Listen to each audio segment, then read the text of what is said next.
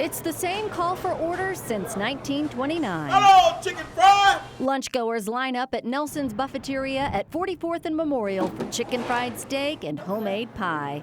The original downtown location made it an icon back when they had a cook many like to call the original soup Nazi. You better be ready for your turn in line. If you didn't know what you wanted, your plate went down and it was empty.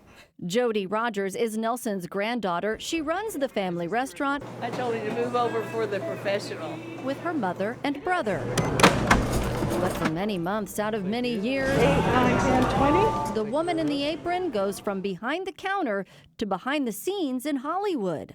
I don't really like talking about myself, but I'll talk to you about the Buffeteria anytime. Jody is a visual effects editor, and a big-time one at that, with credits for close to 35 films, including The Hangover 3, The Abyss, and The Matrix series. That was a good one. That was a score. I did some high fives getting that job. Quite a career that kept her on the road for 25 years. It's just in the last 6 that she's divided time between Tulsa and California to be with family. I kind of walked down to the Arkansas River with one eye closed and kind of think I see Santa Monica Pier. Jody's first taste in film started at Nelson's.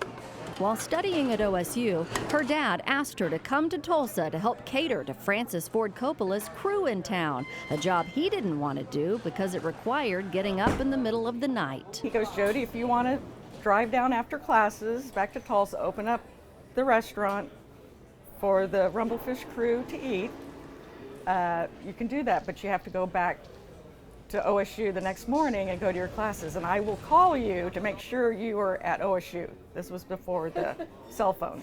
Jody didn't make it back to class that day, but she did go on to Los Angeles after graduation and scored a production assistant job for Michael Jackson. I can't tell you how excited I was. This was at the height, this was 1985, the height of his career.